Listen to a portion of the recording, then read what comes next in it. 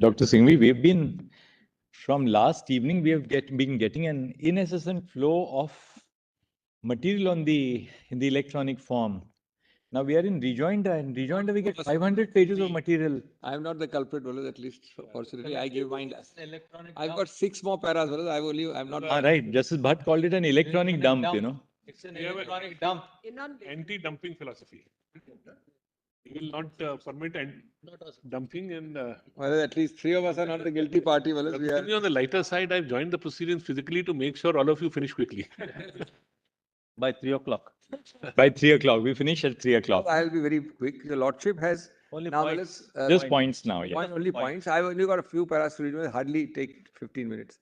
Well, your Lordships has heard the trend of my arguments yesterday. Yes. Your Lordship knows the angularities, if I may say so, and the pointed thrust of it. It is not a perfect world in the world in which we are projecting. We respectfully agree and bow down that there are angularities. But for a matter like this, my only submission is that these are angularities which your Lordship have in the past surmounted and should and can do it in this case. So I am not projecting a perfect world. Number 2, we had done with the 3 options which your Lordships finished in para 14, just above 15. Since your Lordship has a view about notice and objections, almost 1/3 of my written submissions are notice and objections. So therefore, very little is left now.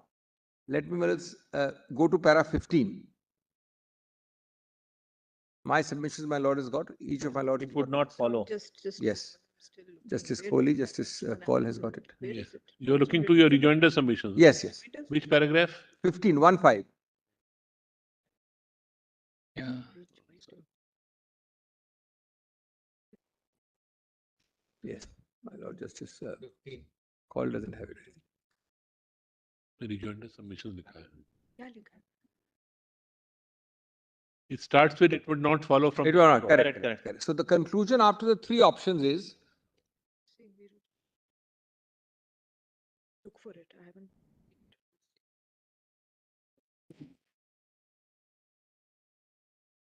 Documents by Dr. Singh.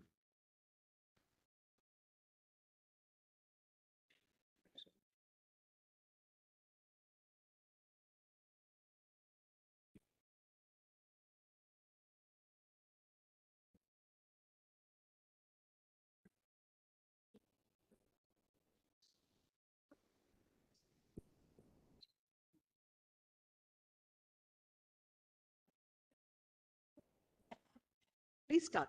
Yes, Dr. Singh. 15. It would not follow from this approach that non-heterosexual Hindu couples who marry under SMA would be excluded from legal succession regimes altogether. Like non-Hindu interfaith couples, they are governed by the ISA.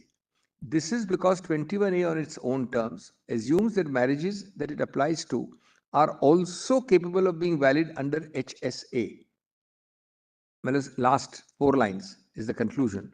Till the right of non-heterosexual couples to marry under HMA is adjudicated upon by this court or provided for by the legislature, non-heterosexual marriages simply do not meet the preconditions for the triggering of 21A. This is the exclusion of 21A, which was my 3rd option. I'm actually, if at all I'm forced to, I'd canvass the 2nd option, but I'm completing on the 3rd option. Each are your Lordship's choice, but the 2nd option would be one thing which your Lordship may see. Now I come to 2 or 3 special cases and I'm done. very quickly. One is this heteronormative settings. That is a separate, discrete head. Kindly bear with me just for a few minutes in that. Women in particular, in heteronormative setting. Well, just before I read it, one sentence. We, on this side, me, is challenging only the exclusionary provisions. The whole thrust is exclusionary provisions, namely those which discriminate against me based on my ascriptive characteristics. Now read my para. In a nutshell, this subheading contends that several provisions of the SMA which attempt to create a protective arc for women in a heterosexual marriage, treating them as structurally the more vulnerable gender. In the old days, we used to call it the weaker sex, but that's not quite a correct word. Need not be interpreted in favor of either partner in a non-heterosexual marriage, which proceeds according to a gender-neutral approach. The stand of the petitioners fully answers and takes care of the respondents' wrongful contention that a gender-neutral approach to SMA defeats the purpose of certain provisions which are enacted to counter unique gendered situations. Example, rape, sexual violence.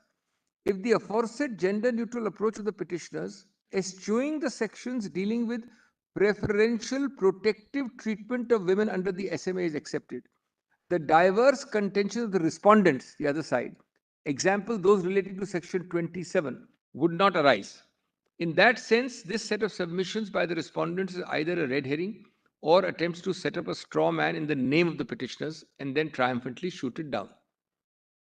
Petitioners submit that these grounds and sections of the SMA, which deal with important gendered and heterosexual settings, namely the more vulnerable woman partner protection provisions, and legal protections, are not part of their prayer for marriage equality.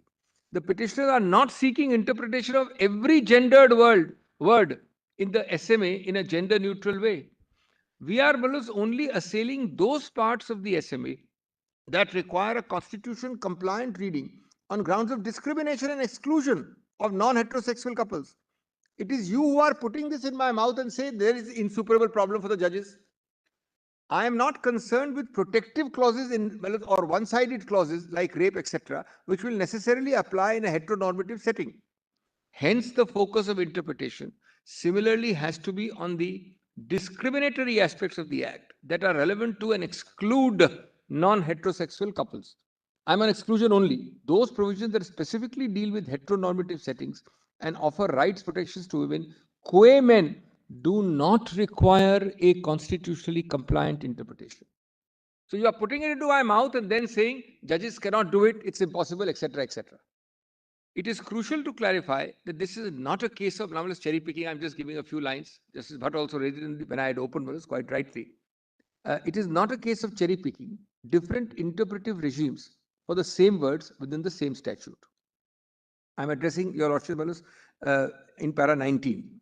Returning to the issue of the underlying thrust of legislation and a constitution compliant reading, when it comes to the use of gendered terms to specifically address gendered imbalances of power, physical, normative, and therefore achieve substantive equality, limiting such terms to their gendered heterosexual context is consistent with the law's underlying thrust. So don't put in my mouth that I'm challenging it and then say that you can't challenge it. I don't need to and I'm not. It can therefore be seen that the petitioner's approach is entirely consistent with my two anchoring points. My anchors are twofold. One being the underlying thrust of the SMA, which already exists as a secular platform for non-personal law couples mostly, and the fundamental rights in the Constitution is the other anchoring point.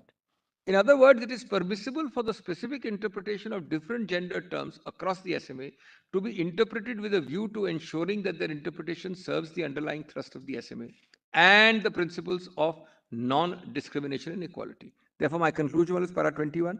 Hence, this Honorable Court may declare that provisions of SMA with respect to solemnization and registration of marriage are extended to non-heterosexual couples, except to the extent that provisions of the SMA or any other law in force are enacted for a wife against husband in a heterosexual marriage or for a woman against a man in a gender-specific context. That is basically the rape category, the sexual violence category. a list of such provisions clearly, well, I have given in annexure 2, which is at page 27, a whole list of such provisions for your lordships, but I have culled them out just for ease of reference. No. Interaction with other laws that include matrimonial rights. This is another category, very small category. Respondents' other also argument that the bundle of allied rights that accompany marriage cannot be addressed by this court, as they involve multiple legislation and complications. Petitioners disagree. A valid marriage in the eyes of law is like an index or key to other secular matrimonial and family laws. The current scheme holds that only a man and woman married under the Act can qualify as a legally married couple, entitling them to benefits under other statutes that require marriage status. Statutes that use the gender-neutral word spouse require no further changes. Rights under these statutes will naturally flow if the Supreme Court interprets spouse to include some gender and queer partners under SMA. This is a separate list, annexure 3 at page 30 of my note. You should note the page there at page 30.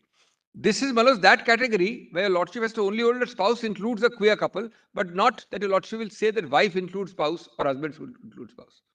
Statutes that use gendered words like husband and wife may be interpreted in a gender-neutral way as persons, consistent with the interpretation for marriage equality. Hereby clarified that the present set of petitioners have limited submissions specifically to the issues arising from the SMA and on succession issues limited to the ISA. That is my option 2 really. And are not seeking this honorable court's interpretation for the diverse list of acts that use gendered words which may be reserved for future interpretation. It is further submitted not open to the respondents to argue that the petitioner's fundamental rights may not be recognized simply because it will open the pathway to further litigation, seeking the full and equal import of the rights that may be recognized here. The forward march of the law and of fundamental freedom has been based on litigation such as these, and the recognition of fundamental rights of citizens cannot be held hostage to the false virtue of preventing further litigation. The directions the lordship issued in Maras Navtej, have they been complied with by less than legislation? Your lordship required less than legislation there. And you are told that legislation will solve all our problems now, Maras. Your lordship required something very minor compared to, in my opinion, under that. Has it happened? Then age-related. I must be consistent with that. I'll make Malas. Again, please keep my the perfect solution is never there. I think it's a good solution we are trying to offer. I'm not suggesting it is fully logically consistent, but it's a workable solution. Kindly see this. On 4C, Malas, same-sex couples, the provision may be read as prescribing 18 for both parties in a lesbian relationship and 21 for both in a gay relationship. In the case of transgender, so there are only two categories, lesbians or homosexuals, there will be 18 and 21. Which ages your lordship already has in the Act. In the case of transgender, this is on the graded hierarchy of LGBTQII++. Whichever gender sex they identify as, the concerned age requirement would apply. That is, a trans man would have to be subject to 21 and a trans woman would be at 18. Because the whole point of that II and plus plus is that they have to declare themselves as a woman or a man. Then, Malas, the approach in the previous paragraph leaves open the question of age qualification for persons seeking to marry who do not identify as either man or woman. Now, Malas, I am giving your lordship a theoretical category, but yes, it is a category. It's a very small category, but I am still, Malas, giving it because I don't want to avoid it. Petitioners suggest that the following alternative routes of interpretation may be adopted to ensure inclusion of non-binary and intersex individuals. It's a small category. It should not defeat my entire case. It's largely a theoretical category, but please see the solution. First, the SMA's silence on the age of qualification for persons other than men or women may be read as imposing no restriction beyond that imposed by other laws that stipulate the age at which the persons became capable. In other words, this category, universal 18. In one word, I'll skip the paragraph. 18, which is your lordship's age of consent for 99.9%. Now, civil union, I'm done. That's the last point. With great respect, civil union at para 29 is no solution. I'll explain in 2 minutes. Civil union is not a solution, not an equal alternative. Third line in 29. Petitioners respectfully submit that civil unions do not address the constitutional anomaly presented by exclusion of non-heterosexual couples from the legal and social institution of marriage. A civil union is not a marriage. It is both the marriage as an access to marriage and equality in marriage that we are seeking. Now, just see this rather interesting case from Supreme Court of New Jersey. In that case, Lewis and Harris, this is directly going to be relevant. Third line. The state's marriage laws excluded non-heterosexual couples like today. The majority held such laws to be unconstitutional. So your lordship struck down those laws. But remedy your lordship gave was civil union, to be remedied either by amendment or by creation of a separate civil union status for queer couples. Well, as Chief Justice Porritz, with the other two judges, dissented. And this dissent later on became the majority view in the US. I'll read the dissent very briefly. We must not underestimate the power of language. Labels set apart people as surely as physical separation on a bus. This is going to be important, on a bus or in school facilities. Labels are used to perpetuate prejudice about differences that in this case are embedded in the law. By excluding same-sex couples from civil marriage, the state declares that it is legitimate to differentiate between their commitments and the commitments of heterosexual couples. Ultimately, the message is that what same-sex couples have is not as important or as significant as real marriage, that such lesser relationships cannot have the name of marriage. Whereas Oberfell, which accepted it, did not cite Chief Justice Porritz, but it adopted this view, which I have quoted. The original source was the dissent. Has become the prevailing one in para 31. It has been held that equal protection requires marriage. Indeed, any other view would militate against India's own jurisprudence on substantive equality. Relegating non-heterosexual relationships to civil unions and denying their access to the marital institution would send those in such relationships a clear message of subordination, that their relationship is less than, quoted, inferior to relationships that comply with the entrenched heteronormative order. Petitioners' relationships do not deserve the name of marriage. By doing so, civil union status would undermine full and equal.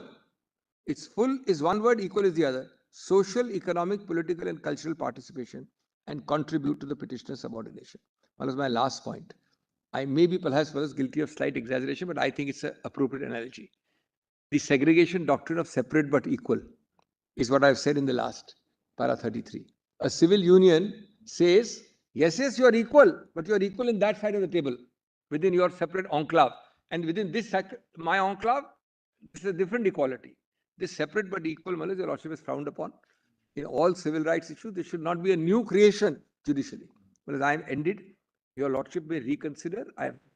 If your lordship feels para 34 onwards is a strong argument for notice and objection, I'm not arguing it. Right. I'm not arguing. Lordship, thank you, Dr. Singhvi. Don't do my submission. Thank you, Dr. Singhvi. I'm very deeply obliged. Thank you, Mr. Dr. Singhvi.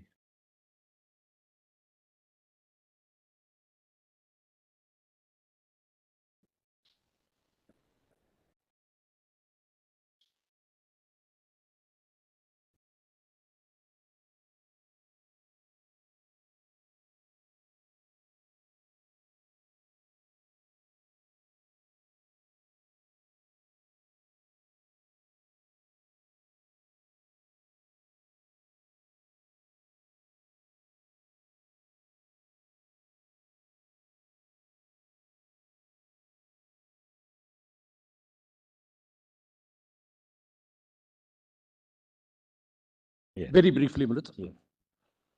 I start, Millet, with a factual clarification with regard to the nature of the prayers, because one of the observations from the bench yesterday was, where did you raise the question of virus?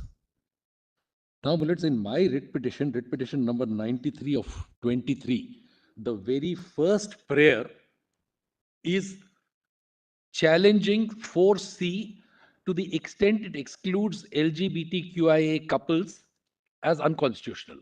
And in that specific context, an argument was addressed on the fact that the question was, is it restriction or lack of recognition?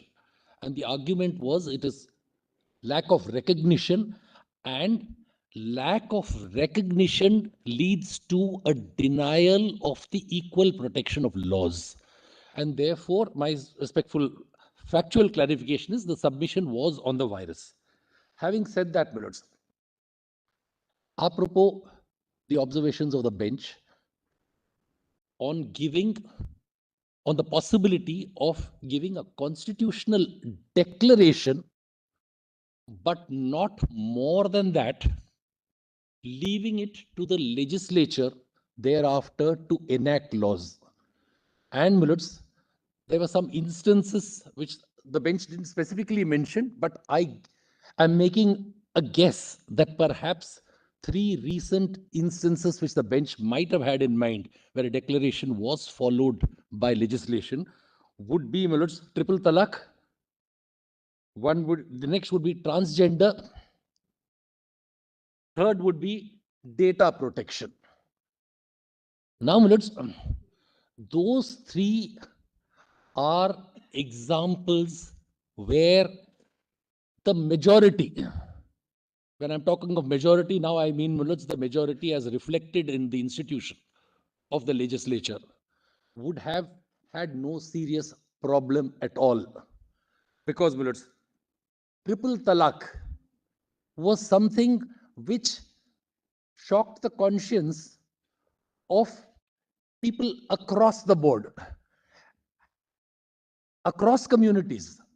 And therefore, once this court gave a declaration to pass that law penalizing, was a matter for fairly easy legislative consensus. But that's not something which the court can presume. No, no. That all we that will I'm- decide whether to give a declaration or not, how we anticipate Parliament would have, how is likely to respond. No, with respect. That's No, for with the court to take an assessment. No, with respect, the purpose of showing this, giving these couple of examples was only this.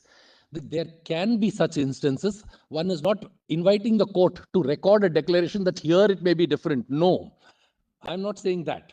You are All saying the subject matter is such that you can't expect the majority. Lordship, please, because take for instance transgender. There is a broad societal sympathy for transgenders in any case, The constitutional is. because transgenders play a social role in our society. Therefore, this was not a matter of difficulty. But here, this is now Same thing. this is a popular minority. This is an unpopular minority across communities, across ideologies.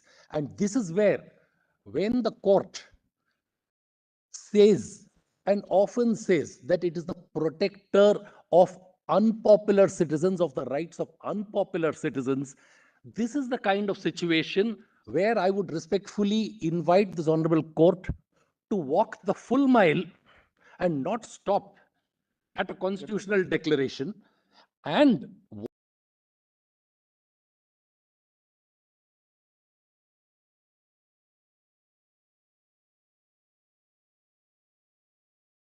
what was suggested to the court, in my respectful submission, was a constitutionally permissible method. And it was in that, my lords, to the note, my lords, I am only referring to the main points there.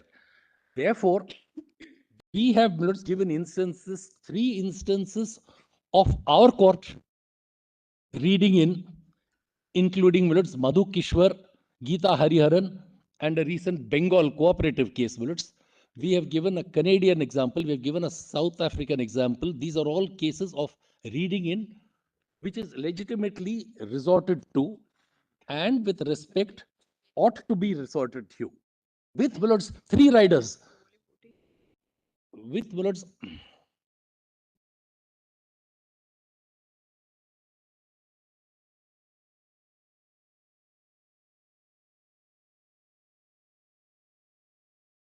Indian example, Madhu Kishwar, Geeta Harian, and my lords, the recent Bengal cooperative society case, my lords, I've given the reference.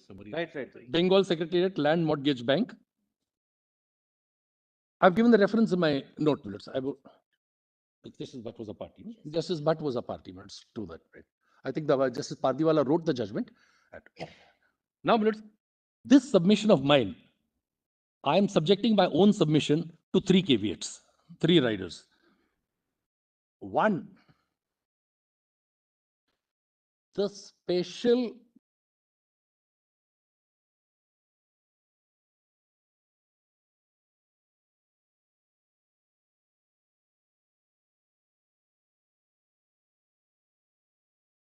was a party. Justice Bhatt was a party, but it's to that, right? I think the Justice Pardiwala wrote the judgment. Now, this submission of mine, I am subjecting my own submission to 3 caveats, 3 riders. 1, the special provisions for a wife in a heterosexual marriage under the Special Marriage Act. Each one of them will stand as they are because of the constitutional mandate, the higher constitutional mandate of Article 15(3). Because of 15(3), any provision which is wife-specific under the Special Marriage Act will stand as it is without being subjected to any kind of interpretative exercise. That's what Dr. Singhvi also Lordship, please. said in his written submissions. Second, gender-specific laws concerning man and woman, including penal laws, will not be subject to any interpretative exercise. Third,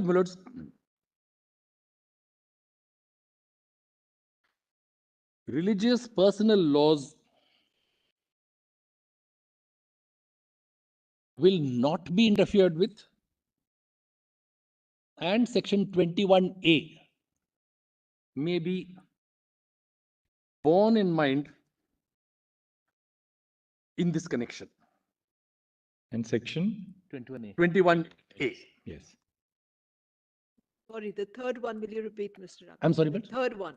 What did you say is the third one? Section 21A, for instance, with regard to the personal law governing the parties, that will not be touched.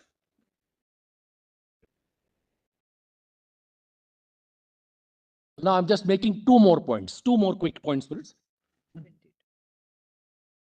This is in response to a powerful argument by Mr. Dwivedi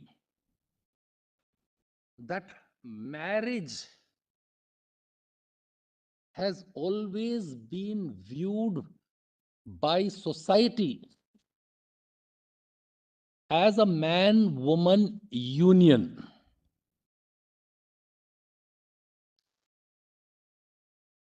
And that cannot be touched with, touched. Now, in my respectful submission, that is really a bit of circular reasoning. And the real test to be applied is this. Is traditional reading of marriage as a man-woman union discriminatory against same-sex couples? That should be the test, not the origin of the institution. Just as the original intent doctrine may not apply to the Constitution or to reading of a statute, similarly, a particular social institution today has to be seen in this light, whether it violates, it's discriminatory against same-sex couples. Beyond constitutional law. See, you are going beyond the law. You are talking of society. The society being discriminatory has never been the centerpiece of. No, I'm sorry. The purpose of You will have to referring formulate it differently. No, I'm grateful, Let me reformulate it. As part of the constitutional argument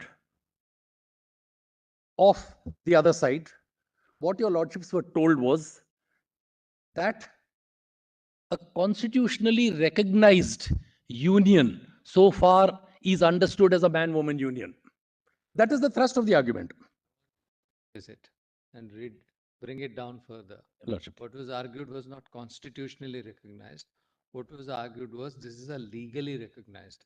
And what you seek is that your union, the union of same-sex couples, should receive similar, you should have a right to similar legal recognition. Lordship, please, Lordship, please. I'm grateful, Final submission, in reiteration of what Dr. Singhvi said and highlighting again the facts of that particular section of society which my two clients, the, the Dalit girl and the OBC girl, being hounded by their families there. The argument was that the notice provision would render illusory any right to marry. Therefore, whether your lordships grant us the prayer with regard to the Special Marriage Act, or whether your lordships limit yourselves to declaring a constitutional right, any declaration in our favor would, with respect, be illusory if we are subject to notice provisions. And finally, again, even if your lordships were to be giving only a constitutional declaration, the need for a protocol, whether it's protection under the Special Marriage Act or whether it is a protection of a constitutional right which your lordships may be declaring, unless vulnerable couples are protected by a Shakti Vahini like protocol, which I had referred to in my submission minutes, we would not be getting any relief. Therefore, I would earnestly request my lords to factor this into any relief which your lordships will be giving. I am grateful. Thank you, Mr.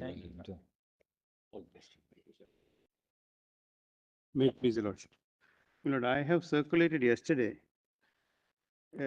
submissions in rejoinder, my Lord, in Zainab Patel. And I want to only focus the time that your Lordships will give me to respond, my Lord, to the legal objections taken by the union and the respondents about, my Lord, the relief sought in our petition. I hope, my Lord, your Lordships have that file. Submissions in rejoinder, my Lord, of myself.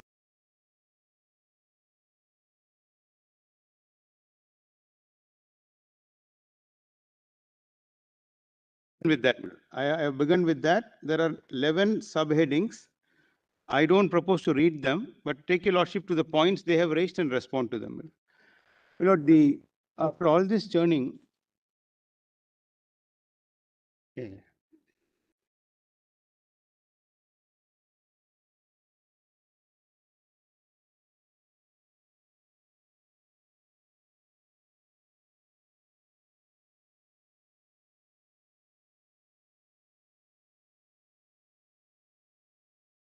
churning, my Lord, as I see it emerging, which will call for your Lordship's pronouncement.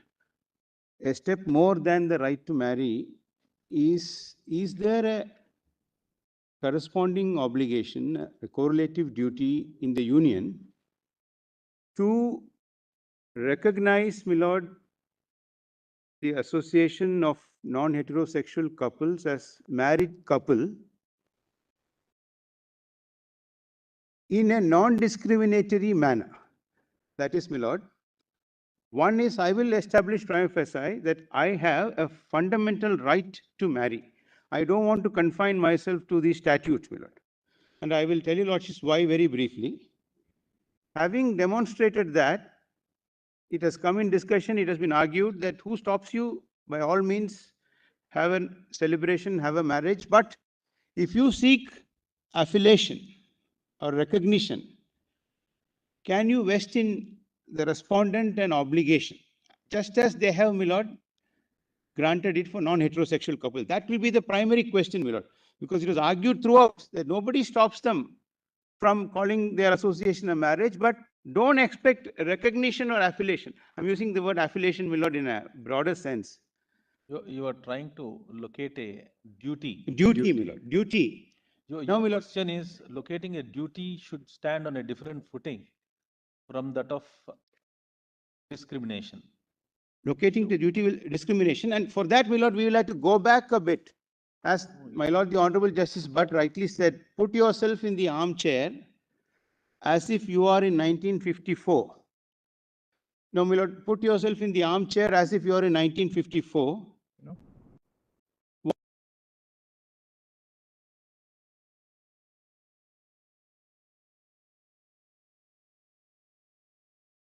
Sir, I'll address my lord the Honorable Justice Narasimha's question. My lord, I am going to establish a right, and then, my lord, put the duty independent of that.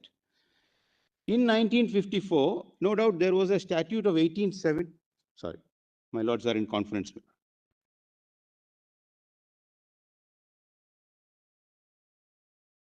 An 1872 statute, my lord, which had an onerous condition that you must give up your religion.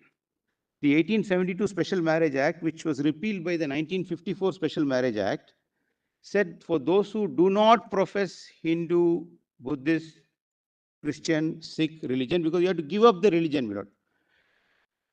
Now, in 1950, when the Constitution came into force, marriages were by personal laws. Entry 5 in list, my lord, 3, the field of legislation was demarcated. If, my lord, an interfaith couple had come to your lordships and said, I don't want to give up my religion, I want the same status that people who have gone the religious route and have come in an association of marriage are being given by the state in all their activities, my lord, in terms of pension, insurance, and all those things. In my respectful submission, your lordships would have found that right and found a positive obligation. Found a positive obligation in commanding the state. Your lordship would not have turned the interreligious couple at the door and said, there is no legislation today. The legislation says you have to give up your religion, the 1872 Act. Your lordship would have found that to be unconstitutional, number one. And your lordships would have recognized their right to marry without giving up their religion, my lord, in an interreligious marriage. Today, my lord, after Navtej, in 50 also, my lord, this 377 had considered this association as unnatural. The natural association was of a man and a woman cohabiting without force. But this was unnatural. Consensual cohabitation was unnatural. So it could not have recognized. They would have had a valid defense in saying it's an offense. It became natural, purely natural. With Navtej having, my lord, exorcised from 377 the penal part of the provision. Now, my lord, in this scenario, if, my lord, marriage is the ultimate union as has been developed, my lord, in the jurisprudence that we have placed. Nathan, yes. now, no doubt this is a very this hypothesis is very attractive to dwell upon in a 2023 court. But the fact remains that in the 1950 court, viewed fundamental rights essentially very differently. With A.K. Gopalan, etc. We will have to transpose ourselves back then. No, we had a far segregated or fragmented view of fundamental right. What you're doing essentially is placing that situation and transposing it to the present context. My lord raised that argument of what... You see, it's not just interfaith. Till 1946, even inter-caste marriages were prohibited. So, my lord, so the 54 Act went beyond religion. It actually demolished all those other barriers. So in that sense, that statutory intervention brought that about. Now, so both parts, see, you may be right. Now the question is to take forward that hypothesis. What is how do you bolster it? Yes. With which kind of precedent do you bolster? Yes, my lord. Kindly have a look at my note. You are relying on that Narula. You're relying on Salmon. I am relying on Salmon for, my lord, right and correlative duty. Yes. I am relying on, my lord, the positive obligation judgments. And you're relying on Cooley's constitutional limitations. I am relying on, my lord, what will of the people is. It is argued that will of the people in the context of a referendum. Will of the people, your lordships have said, is the constitution. Your lordships in constitution benches have said will of the people is already reflected in the constitution. Going to rely on those passages in B.R. Kapoor also. We are Kapoor also, my lord. Will of the people. My lord.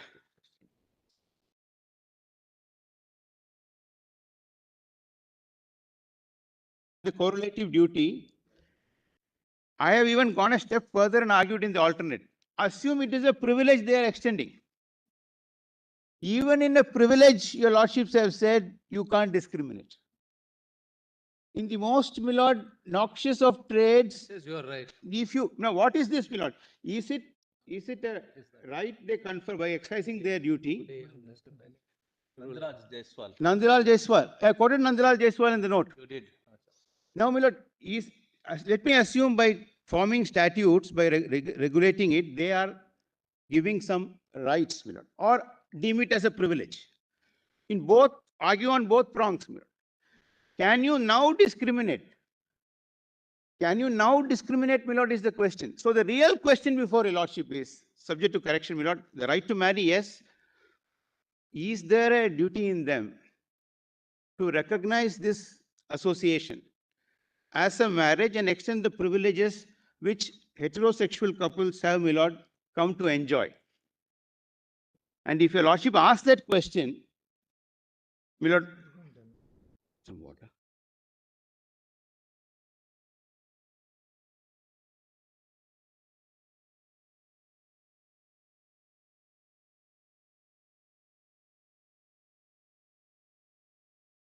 Not to sound a spoiler, just one question. Then in that case. No, my lord, it's the only your lordship's, my Next lord. case would, the My lord, next queries which bring out. question would be, Yes.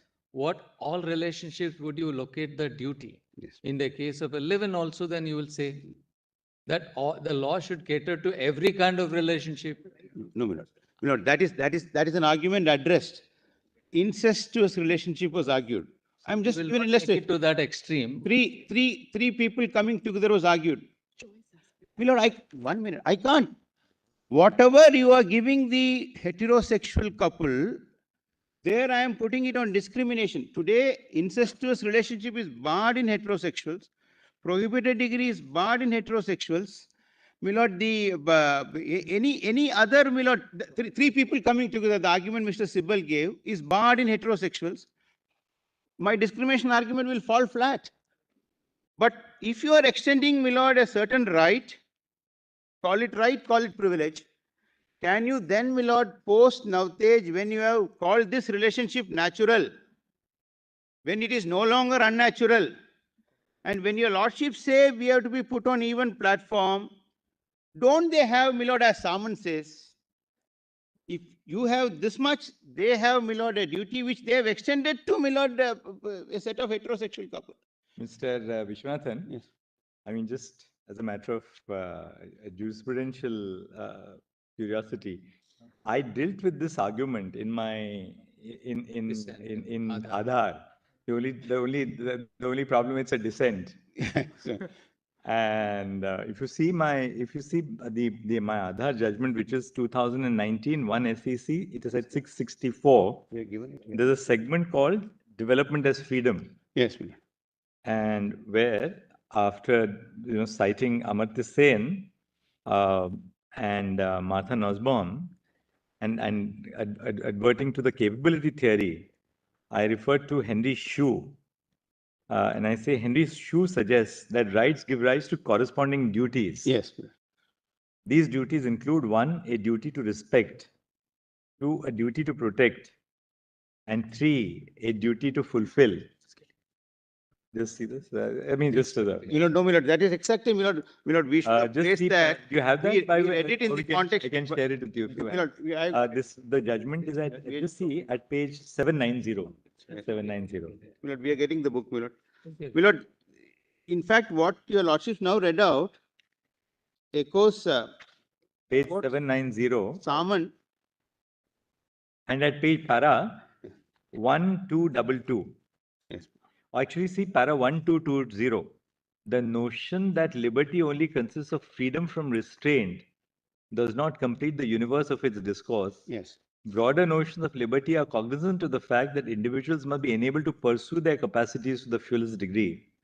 Social and economic discrimination poses real barriers to access education, resources, and the means to a dignified life. This approach to understanding the content of freedom construes the ability to lead a dignified existence as essential to the conception of liberty and freedom. Then I say cite development as freedom, which is Amartya Sen. Then para 1222. Yes, Milord. The notion of freedom as an agency has been developed by Sen as part of the capability theory. Then, Necessary consequence of focusing upon major sources of unfreedom in a social and economic perspective is that the removal of these restraints is essential to the realization of freedom. If true freedom is to be achieved through the removal of conditions which cause social and economic deprivation, the role of the state is not confined to an absence of restraint. On the contrary, the state has a positive obligation to enhance individual capabilities. Martha Nussbaum argues that realizing freedom requires the state to discharge positive duties. Nussbaum expresses a threshold level of capability below which... para 1224. In fact, Yes, the Milord. solicitor will remember Zoeb Hussain had made this argument. Yes, actually. Henry Shue suggests that rights give rise to corresponding duties. These duties include duty to respect, duty to protect, and duty to fulfill. Duties of respect embody a restraint on affecting the rights of others. Duties to protect mandate that the state must restrain others in the same manner as it restrains itself. The state's duty of non-interference extends to private individuals. The duty to fulfill connotes aiding the deprived in the realization of rights. This imposes a corresponding duty to create the conditions which will facilitate the realization of the right. The right which is protected for the individual will also signify an expectation that the state must create institutions enabling the access of facilitative measures or programs of action of an affirmative nature. And the postulate is that these duties, affirmative duties of the state, extend in the welfare area. But I said that, this is not just confined to the welfare area, but it can include the more political or the more social. They are obvious. This is, of course, in the realm of context of. But if you take the context of free speech, Yes. what is free speech if the situations are not conducive? If you are standing there and surrounded by 100 people who are armed, and the police is standing by, unwilling to help you, Yes. that freedom of speech is already illusory. There is no freedom of speech. No freedom of to that extent, the state is always under a duty to Yes. foster and facilitate the due exercise of fundamental rights. But this goes 2 steps beyond. First is you locate this as a right and then say you are under a duty. Yes.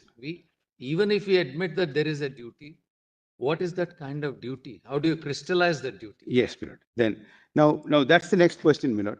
Now, kindly see, Milord, I want to place my case, dehorse this Special Marriage Act. It has been argued without prejudice to them, Milord. I would not want to go from the statutory route at all. I somehow find, Milord, that this is a constitutional principle flowing from 21, and in deciding whether, Milord, an unenumerated right can be, Milord, inferred. Vishwanathan, whatever, ultimately it will boil down to this.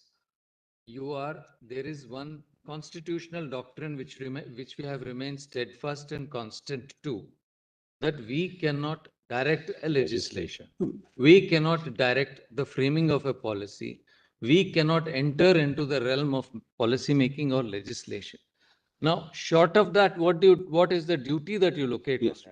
Now, Milord, the answer to respectful answer to that is, even that principle, Milord, has various hues. Now, if there is a discrimination based on a core trait, as my Lord the Chief Justice called it in one judgment, even under inclusion, my Lord, is no answer. We have developed it, my Lord, in the note. A state may say, as it was said, my Lord, in the special courts by my Lord, the Senior Chief Justice, following West Coast versus Parish, that we will strike where the evil is most felt, or address the most imminent issue first. But in that, if suppose there are 10 Milord prongs which are available and 7 are covered. Degrees of evil. In the 7, what is the, Milord, legal answer in a claim for discrimination if in that 7 there is discrimination?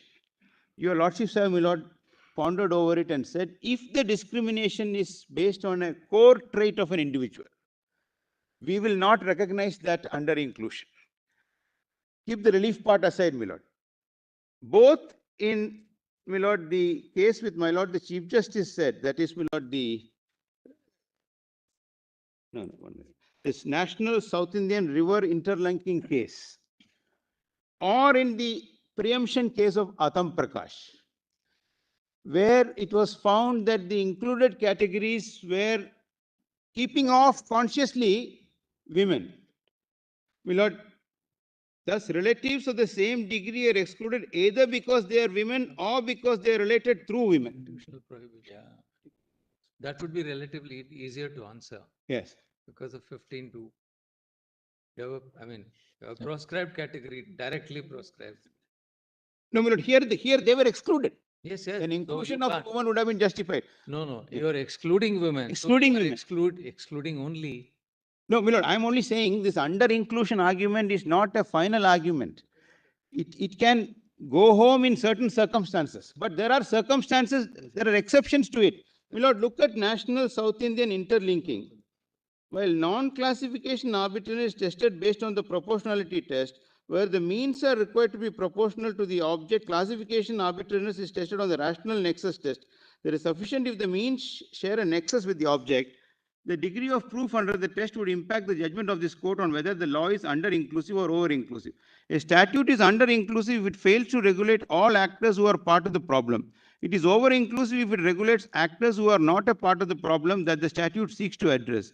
The determination of under-inclusiveness and over-inclusiveness and degree of deference to it is dependent on the relationship prong. Next para is very important, my lord.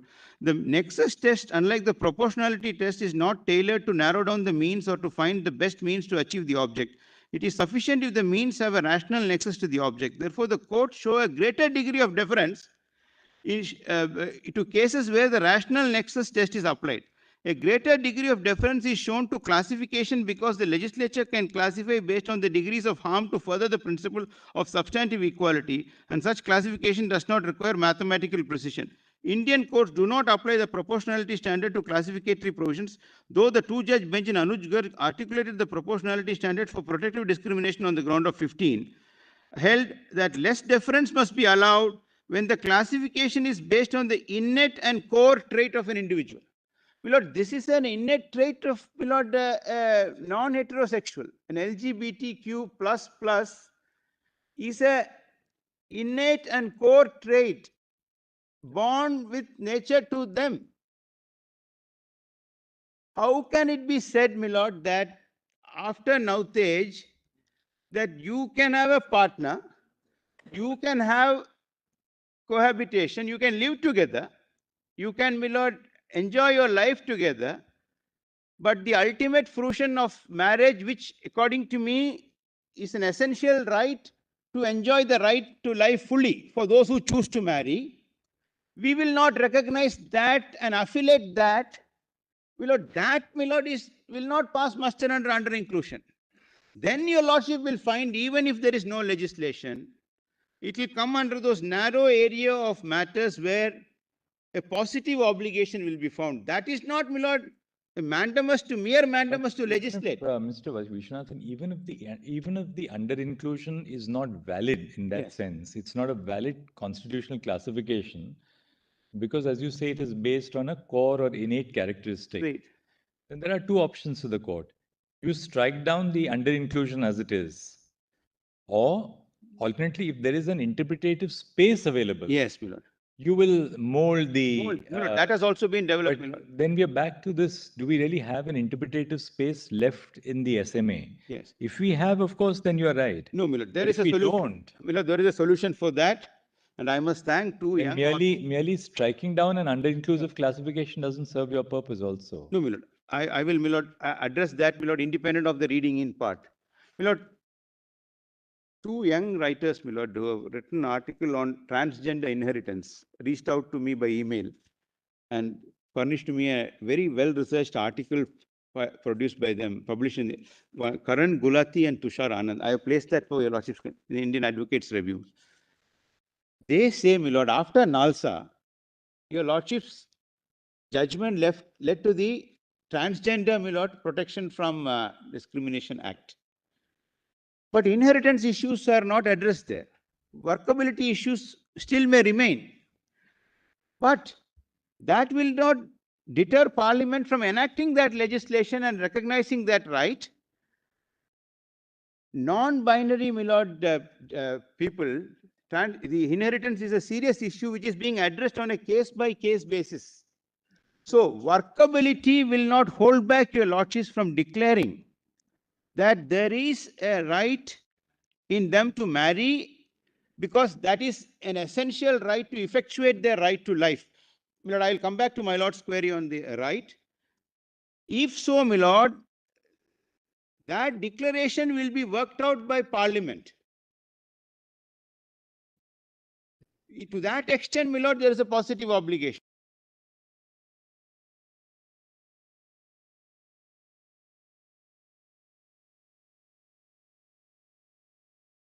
Property rights, my lord, other neighboring countries have amended their statutes, worked out proportion for transgenders based on male, female, non-binary. Non-binary, they give the average of the two, my lord. Look at how, and my lord, I am talking of Pakistan. I got the statute. Nepal has amended. These young authors have referred to it in their article, my lord. Nepal recently, I mean, Sri Lanka, the Sri bill was Lanka. upheld. Sri Lanka, my lord, they have The bill was upheld. upheld, my lord, upheld day before yesterday, upheld with my lord. And they've So- cited Navtej Yeah, itself. now, Tej. No, my lord, when I transpose myself bill has to, been It is the bill which is upheld. yeah. bill which is You know, they have a procedure. It happened in Yes, the it in the goes- devolution case also, like an advisory jurisdiction. advisory jurisdiction, my lord. Even South Africa has that. South Africa also has, my lord, this suspending it and leaving it to Parliament. It is not a practice. Yes. England has, my lord, Mr. Vishwanath, declaring It it. is not a practice. Yes. It is, my lord, mentioned in the It article is one not a Some of the practice, civil it law is a countries. matter of constitution. Constitution. It's a matter of constitution.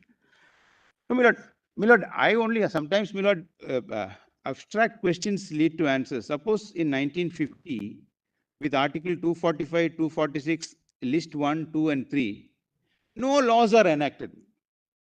There is absolute, my lord, silence, with only pre-constitutional laws being saved under 372. Would your lordships have stepped in or not? In a narrow area to protect certain basic, my lord, rights. Suppose nobody enacts a law. You can't apply Asif Ami, the service matter, and say that we don't, under Vishwanath, 309. We were not lacking in laws. There were too many of them. Many of Had them. to be So, my lord, aligned. so That's why otherwise, my lord, we would not have had In PUDR. the Laws Act was precisely that. A reference to aligned made to your with- lordship. My lord, we would not have had, my lord, Vishaka. Vishaka, as your lordship rightly said, was taken in the right spirit, and the Posh Act was enacted, my lord, thereafter. All right, Mr. Vishwanath, Lord, we conclude now with Yeah, your my lord, I will submission. leave my space to others. My lord, will of the people is actually the constitution. Yeah, it's there. Both out of the- B.R. Kapoor, Supreme Court advocates on record, and the NJSC judgment. My lord, workability, I have given your lordship the transgender example. Non-inclusion, under inclusion, I give your lordships the inner court trait test, my lord.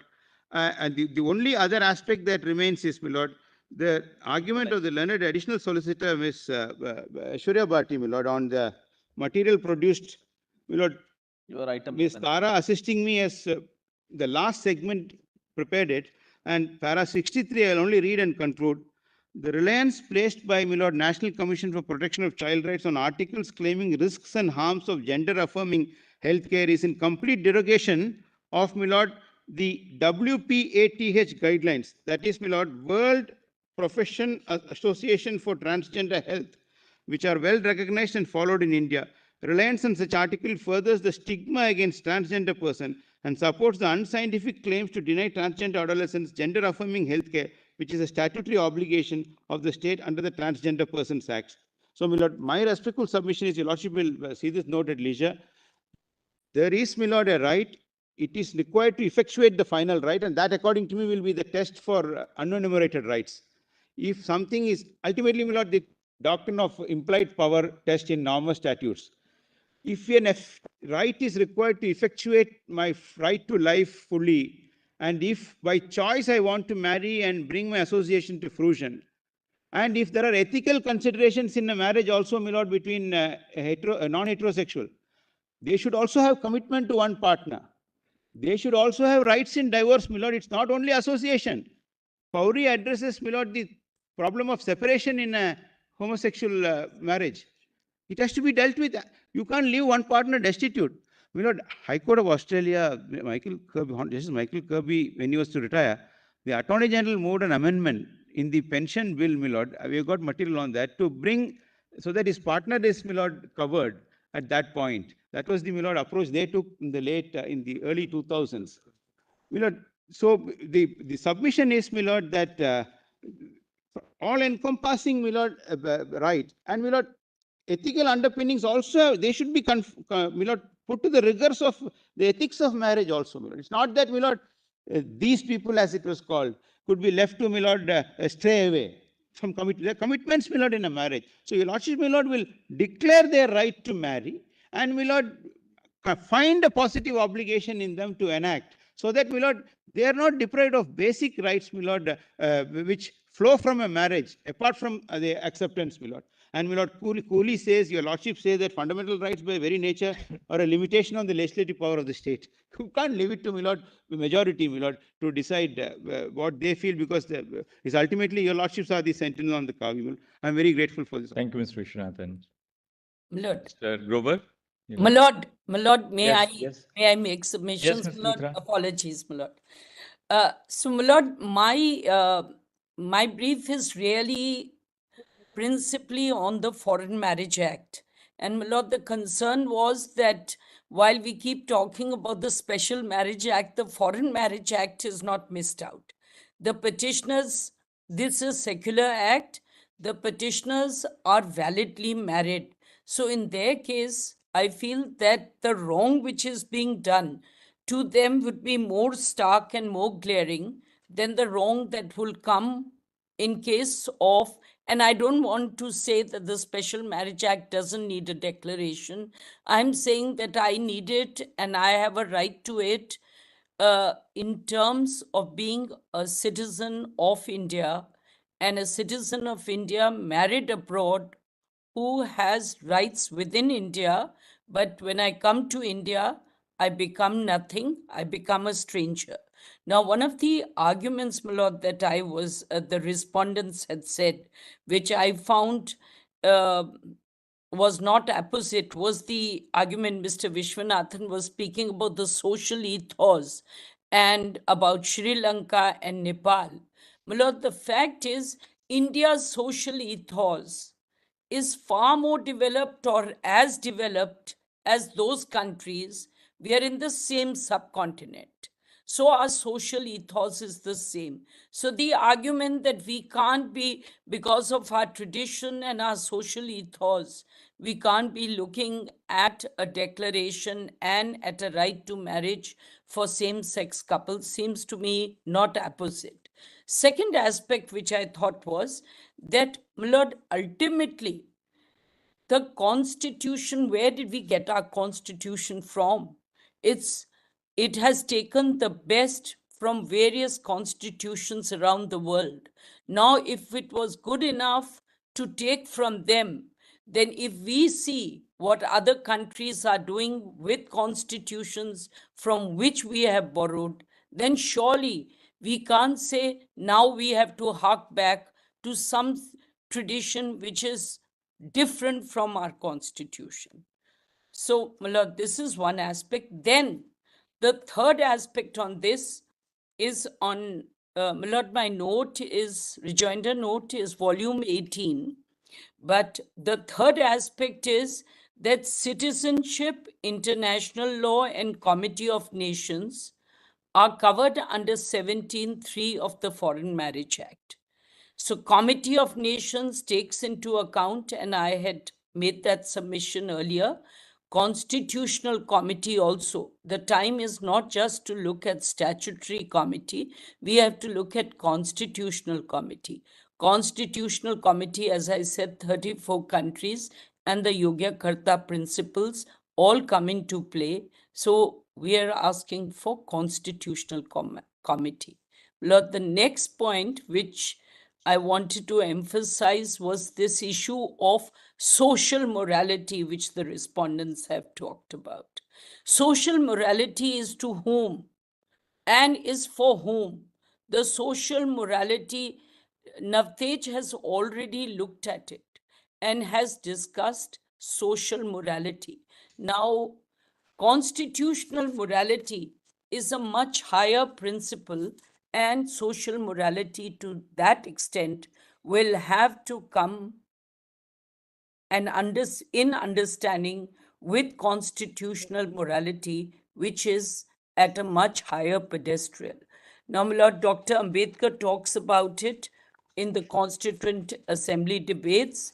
Then the discussion was made in Keshwanand Bharti, and Grote had discussed it when the Greek historian Grote is discussed when it is said that constitutional morality as a living concept.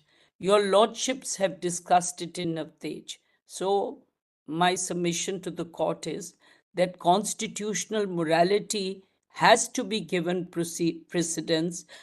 The concept of a vague, ephemeral societal morality, which is not recognizing or which is not at par with constitutional morality. My Lord, my submission is that that would be misplaced. Thank you Then, so my much. Lord, Yes.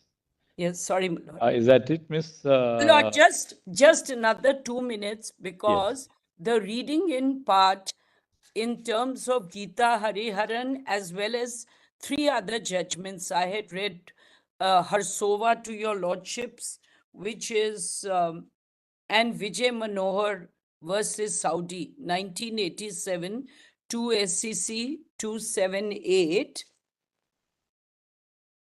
And my Lord Harsova as well as Gita Hariharan.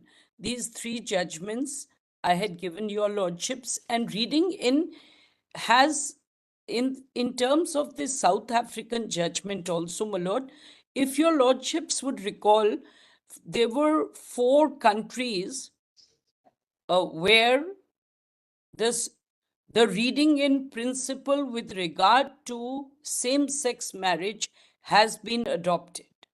And I'm only requesting that there is no reason when in India we are at par with those countries, our constitutional rights are at par with them, then why we should not do that.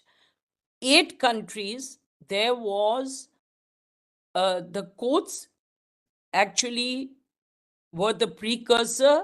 They asked Parliament to lay down the law. 4 countries, the striking down was done them itself. And the South African judgments, there were 2 judgments. One of them I had cited. The reading in has to be done. Lord, the moment that we say that there is a constitutional right to marry, the moment that we say that right to marry includes a right to have a family, and the moment that we say that sexual orientation cannot be a ground of discrimination, then Article 14, 15, 19, and 21 kick in. All right. Thank There you. is- Thanks, there Ms. is- Lita. Thank you very much. Yes, Mr. Grover. And do you have to add anything over and above what has been said, Mr. Yes, Grover? Lord, mine is slightly different. Lord, What is your formulation, Mr. Grover? yeah, Lord, I want to argue that the reason, first of all, my 2 petitions are one on foreign marriage act, other one on interfaith. And this is very important. Both of them tried to register the marriage and they were denied. And in one case, when they tried to register the marriage in India before the registrar, that was denied. And then Now, we've seen that, but what's the distilled essence of your rejoinder? this feeling. My Lord, I am trying to ask a question. Why is it that the respondents feel that we should not be allowed to register a marriage? And I want to point to an answer here. Your lordships have decided that actual sexual acts, which were barred by 377, are not criminal anymore by reading down 377. The logical thing would be to also agree to association. Why is it not being agreed to by them? And my submission is that the stigma which the British laws, I'm very careful, British laws 377 and the Criminal Tribes Act attached to the LGBTQI community is persisting today. And the failure to allow marriage allows that stigma, prejudice, and discrimination to continue, which cannot be countenanced by the court. I'll come to the other issue, my lord, about positive obligation.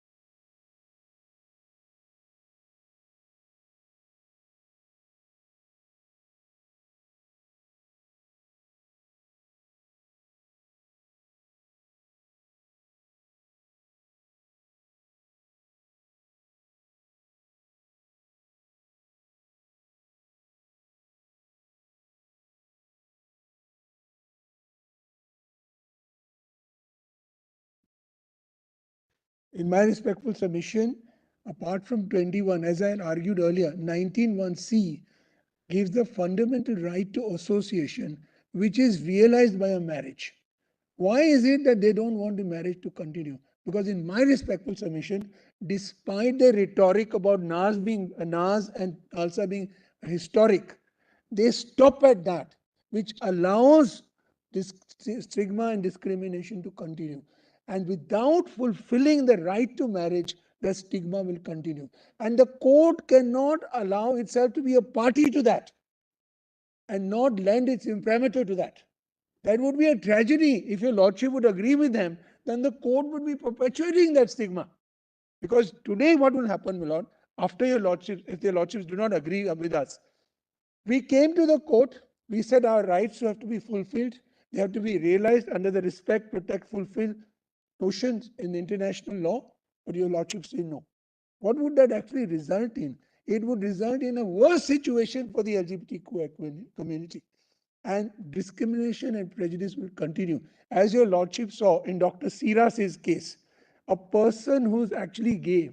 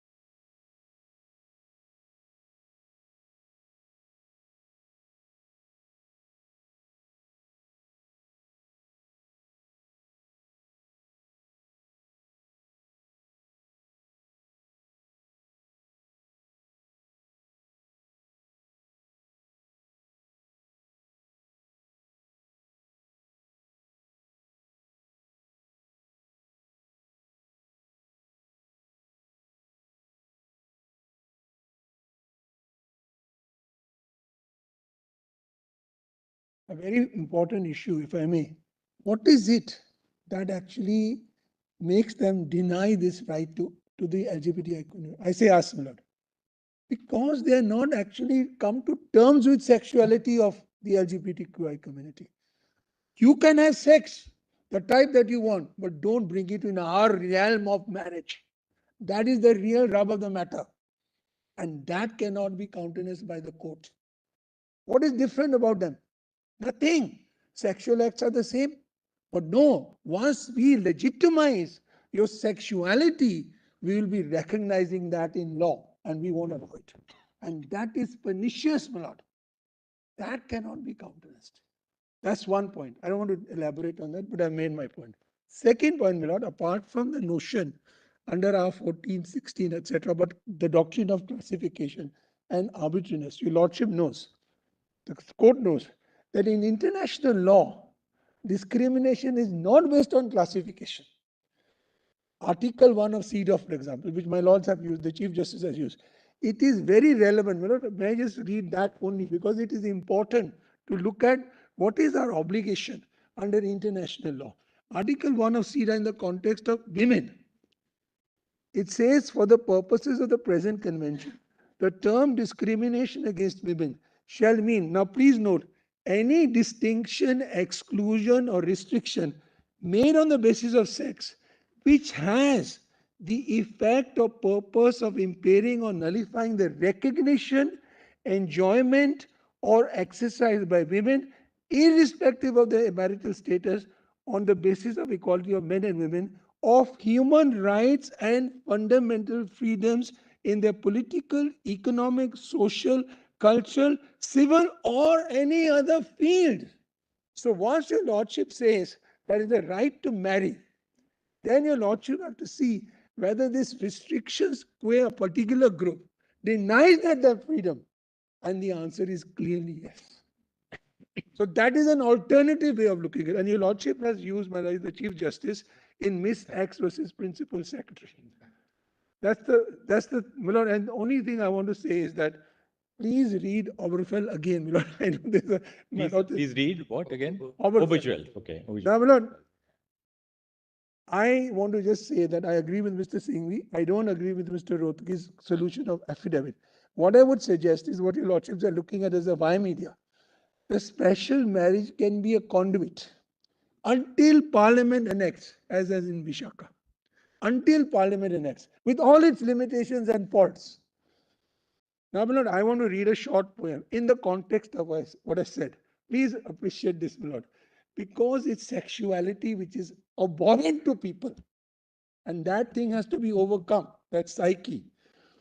And my lord, this is a very famous poem by James Kirkup, which led to an obscenity case. And there's a judgment of the Court of Appeal. White House says, Lemon. This is the passionate and blissful crucifixion of same-sex lovers suffer patiently and gladly. They inflict these loving injuries of joy and grace, one upon another, till they die of lust and pain within the horny paradise of another's limbs, with one voice cry to heaven in the last divine release. Then lie long together, peacefully entwined, with hope of resurrection, as we did on that green hill far away.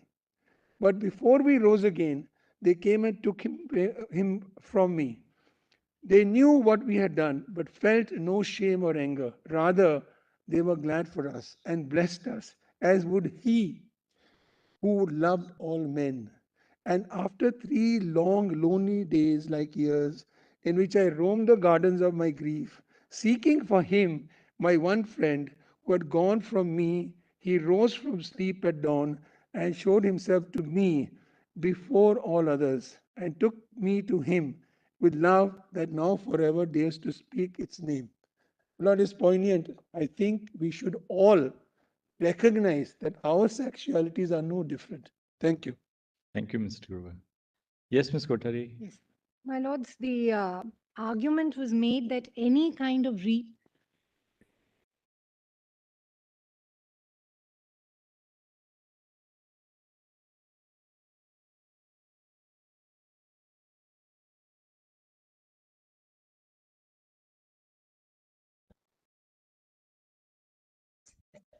My lords, an argument was made that any kind of reading into the SMA would go against the core or the grain of the legislation using the Gaidan phraseology, and therefore reading in persons cannot be permitted. My lords, I want to submit that the core of the SMA from the parliamentary debates is that it moved away from the sacramental nature of marriage to a contractual nature. And its core was freedom of choice in marriage. And my lords, the parliamentary debates, my lords, may just kindly see my submissions, rejoinder submissions, my lords. Parliamentary debates we have now obtained and they are extracted, which clearly show that the core of the SMA was free choice in marriage and it did not exclude any person. Even in 1954, of course, at that time it was a man, woman, but this was irrespective of faith and caste and based on constitutional principles. My lords, may just see page 2 of my written rejoinder submissions. In page 2, I will just read out. Yes, we've made the point. Yes, one or two extracts where one of the. We see the point. What is the next point? My lord, I will just read out one extract on page 5, that where one of the members in the debate says that we are living under a constitution where certain principles are guaranteed to individuals, liberty of speech, liberty of association, which in my opinion includes the right of every person to choose his or her partner as she desires. All right. What is the next point, therefore? Yes. So my the sequitur. Yeah, my lords, is that the debates show that even the SMA was a marriage law for freedom of marriage and choice, and therefore, my lords, reading in as persons would in fact not go against it and would be required for a constitutional framework.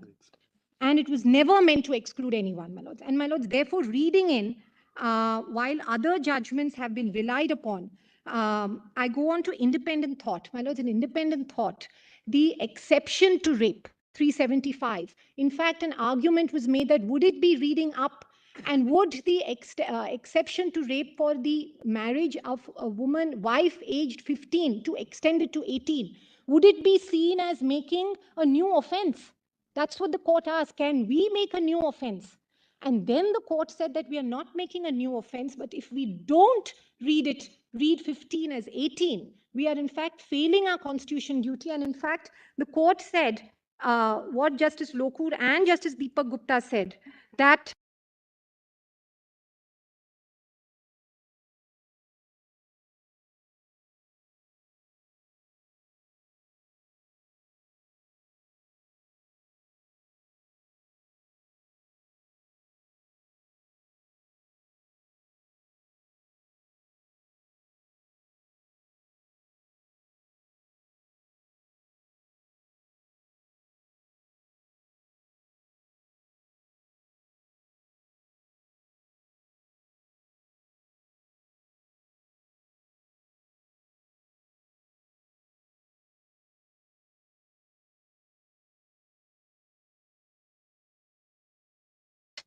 the court said that if we want to make a purposive interpretation, they did not term it reading in or reading up or reading down, but to give a purposive interpretation that protects the rights of the girl or minor girls under the constitution, because the age of marriage was 18, she would lose her right to choice in education and in life. There we have to step in. And in fact, the court said that the court would be failing in its duty if the legislature enacts a law which is violative of the fundamental rights of citizens, is arbitrary and discriminatory. The court would be failing in its duty if it does not either strike down the law or read the law in such a manner that it falls within the four corners of the Constitution. That's all we are asking, my lords, to read it in a way that persons are included, to cover it and make it constitutionally compliant. And my lords, finally, the last point is that, my lords, for trans persons, NALSA specifically guarantees the right to marry. There is a specific requirement that legal recognition is required for enjoying all civil rights by this community, the right to own property, the right to marry, when there is a right to marry. And my lords, when under the Special Marriage Act, transgender persons who have got their gender reassignment can come within man or woman. My lords, all we are saying is that give an interpretation that is purposive to make it all persons, my lords. Thank you so much, Ms. Guruswamy. Thank you so much, Ms. Kothari. Ms. Guruswamy? May it please, my lords. My lords, Yes, Dr. Guruswamy. My lords, this is my rejoinder submissions, very short, my lords. Serial number 21 in the rejoinder submissions. I've tried to keep it quite brief. I'm responding specifically to the submissions on same-sex parenting, my lords, and adoption rights of same-sex couples by the argued yesterday by the National Commission for the Protection of Child Rights. I don't do so on my personal opinion. I opt to parent, to be treated as a family, and to be given an equal dignity, and not be reduced to the category of those people. My lords, if I may, my lords, this is serial number 21.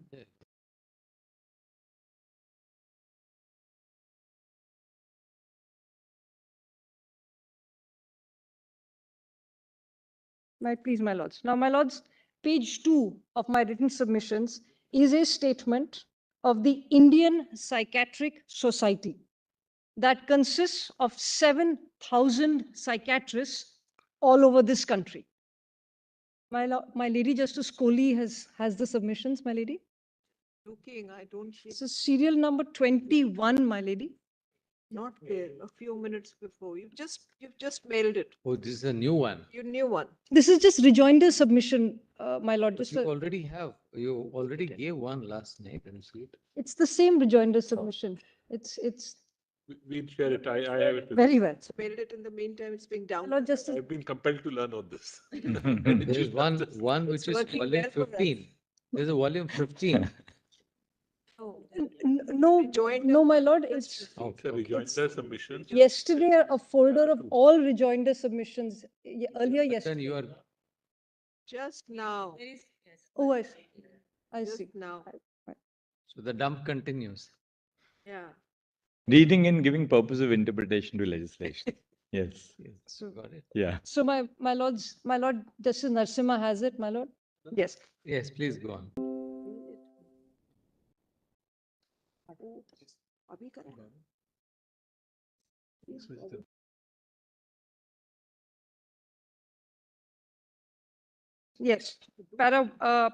Yes, para 2, my Lord Justice, but that LGBTQ citizens be treated like all citizens of the country, and once a citizen can enjoy all civil rights like education, employment, housing, income, government, military service, access to healthcare, property rights, marriage, adoption, survivorship benefits, to name a few. There is no evidence to indicate that individuals on the LGBTQA spectrum cannot partake any of the above. On the contrary, discrimination which prevents the above leads to mental health issues. And in their recommendation, it is also of utmost importance that the family, community, school, and society in general are sensitized to protect and promote the development of such a child and prevent stigma and discrimination at any cost. This is a child being raised by same-sex parents. Now, my lords, if I may, my lords, there were 4 principal thrusts. So I'm just going to very quickly, I'm acutely aware of the time, my lords. Very quickly, psychological impact of children being brought up in same-sex households, my lords. Now, there are over 50 countries in the world that allow same-sex couples to adopt. So that is more than the number of countries that allow same-sex marriage. Those lists of countries are in the compilation. I'm not going to belabor this here.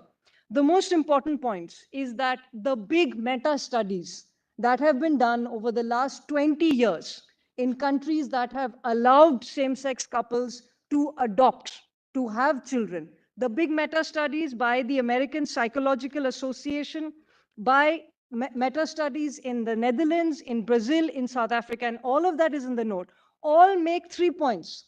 One, that there is no adverse impact on same-sex couples having children and those children. 2, if anything, the lack of protection adversely impacts those children. And 3, that human sexuality develops quite early. So if you do not ensure equality and a protection from discrimination, then young people who are LGBTQ will be, in fact, psychologically impacted. This is what all the studies indicate. They are cited from in the note, and I want to take my lords to page 5, if I may. The American Sociological Review, based on very concrete data, has come to these conclusions. The academic results, this is page 5, my lords, of children raised by same-sex parents from birth outperform children with heterosexual parents by 0.139 standard deviations on academic tests. Children raised by same-sex parents from birth are 4.8 percentage points more likely to graduate from high school than children with different sex parents.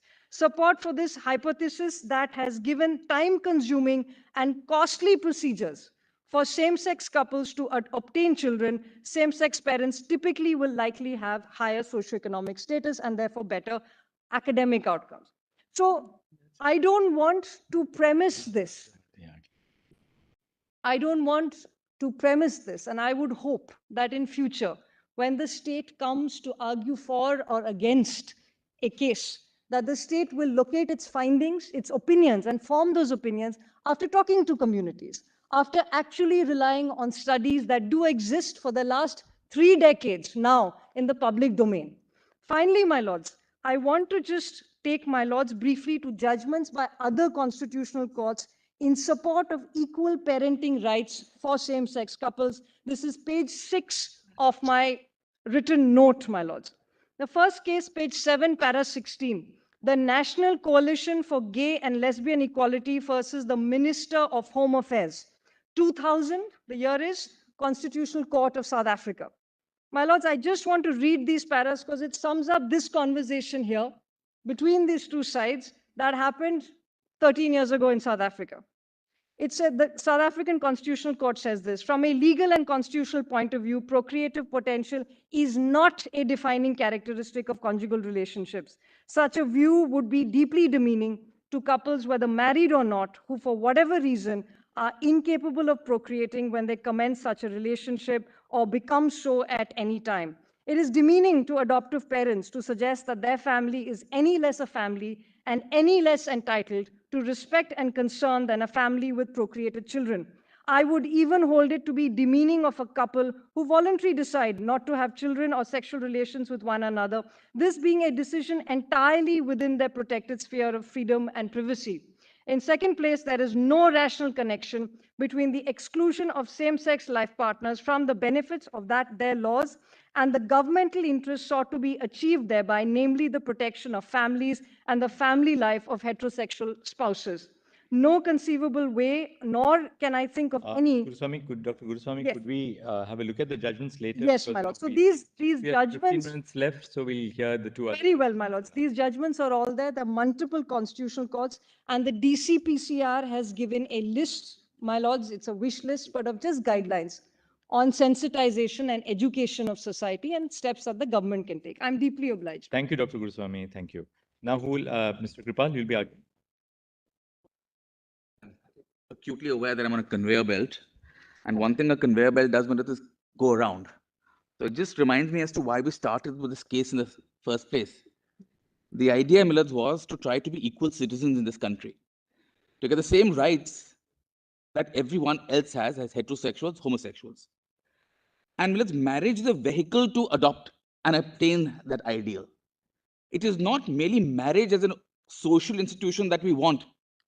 The reason we want marriage is because it is a conglomeration of rights, as was said on the very first date, that the state gives to you. Now, either we can fight for each of those rights individually, or we can get them in one fell swoop by virtue of a declaration by an act. Now, I quite see the problem with the latter, that if we ask for everything, we might end up getting nothing. So the correct thing for us is to ask for a declaration, as my lords have said, in terms of constitutional sense, that you have a fundamental right to marry. Now, Millets, the moment there is a fundamental right to marry, it follows that any two people have a fundamental right to marry, subject to certain state interests being complied with, which include both heterosexual and a non-heterosexual couple. Thus far, no problem. This declaration can come. But Millets, declaration must have a certain consequence in as much as it must ameliorate or identify or meet with the problems with which we came to the court in the first place. Because the declaration in a vacuum, saying that the Supreme Court hereby declares that any two people have a right to get married, must in some way be formalized into the practical impact of any two people's day-to-day life. So that when two people say that, look, the Supreme Court has said, I have a right to get married to my partner and therefore give him a visa or open a bank account or get an insurance document, There must be some formal aspect or carrying out in the nitty-gritty details, howsoever little, of that larger constitutional declaration of precept. What I would submit, Millets, is Section 4 of the Special Marriage Act gives just such a precept. My lords will recognize a right under Section 4 of the Special Marriage Act, in which case not much violence is done to the act of to Section 4. The problem arises in terms of unworkability once that declaration has been given to all the other rights. And there, I would say, hold your hands. Because it becomes, SMA will not become unworkable for the heterosexual community. It carries on working, it does. There are aspects of the SMA which may become unworkable. But I would just remind my lords that slightly unworkable is better than nothing. And nothing is what we have just now. So if we get a declaration under Section 4, it means a lot to any member of a community to go and tell their parents that, look, I'm getting married. It means a lot to any member of the community to say that the Supreme Court of India has permitted me and I have officially gotten married. It is an official document, which, in my Lord the Chief Justice's formulation of the 5 concepts of what include marriage, which is the ability to exclude, the right to cohabitation, the right to procreation. It is very important to have societal recognition of that relationship. And two people will not get societal recognition of their relationship by an abstruse declaration of the law for any two people by the Supreme Court. It must be carried into practice in some manner. And therefore, Section 4, a simpliciter declaration that you fall within Section 4 will suffice. To the extent, and my Lord will see Section 4, my Lord just call us in, there is actually no violence to the language of the Act that we will have to do substantially. Notwithstanding anything contained in any law for the time being enforced relating to the solemnization of marriages, a marriage between any two persons, no problem, may be solemnized under this Act if at the time of the marriage, the following conditions are fulfilled, namely, neither party has a spouse living, neither party is incapable of giving valid consent to it in consequence of unsoundness of mind, though capable of giving valid consent, has been suffering from mental disorder, has been subject to recurring. The only problems are C and potentially D. C, that the male has completed the age of 21 years and the female the age of 18 years, and the parties are not within the degrees of prohibited relationships. These are the only 2 sections that will have to be tweaked. If there's a problem that stems from 21A, that is left to a future wisdom. At best, what will happen? That you will not get certain rights. We are not getting those rights today in any case. So what is the worry? How is it an unworkability argument? This is an argument saying that you cannot get everything, so I will give you nothing. That argument will not suffice. The other alternative, as can be suggested, is Section 15 and 16. There, these problems of age as well as degree of prohibited relationships don't come in. My Lord will see Section 15. Because a marriage can be solemnized under the chapter 1 of the SMA, it can also be registered under Chapter 3, registration of marriages celebrated in other forms. Any marriage celebrated, whether before or under the commencement of this Act, other than a marriage solemnized under the SMA 72 or under this Act, may be registered. So we get married anywhere else, it can be registered under this chapter by a marriage officer in the territories to which this Act extends if the following conditions are fulfilled. The ceremony of marriage has been performed between the parties and they have been living together as husband and wife ever since. Let's stop here for a moment. A ceremony of marriage has not been defined as to what it is. It could be anything. I could go and, either in Jewish tradition or Parsi tradition, because there are different forms. The Act does not say what is a ceremony of marriage. It can be anything. I can go and tell before a priest of my choice or anyone saying, I hereby take you as my spouse. That would fall within the definition of ceremony of marriage because there is no description here in the Act. My choice of ceremony will not run afoul of the Act. And have been living together as husband and wife. This can be tweaked to the extent of spouse. And the words are living together as husband and wife implies that you are in a cohabiting relationship. That is the implication of this particular subsection. But more importantly, let's see clause B has neither party has at the time of registration more than one spouse living. C, neither party is an idiot or a lunatic. This language really needs to be updated. D, the parties have completed age of 21 years at the time of registration. So there, this problem of 18 and 21 does not apply because both parties have to be 21. So whoever it may be. E. And again, parties are not within the degrees of prohibited relationship. So this also is gender neutral. It will apply to a man and a woman. There is no problem whatsoever in a section 15 argument, provided that in the case of marriage celebrated before the commencement, condition shall be subject to any law, custom, or usage having the force of law governing each of them, which permits a marriage between the two. Since it doesn't, this will not apply to us because we are getting married in a ceremony. Degree of prohibited relationship is Unprohibited relationship opposite. Yeah. The problem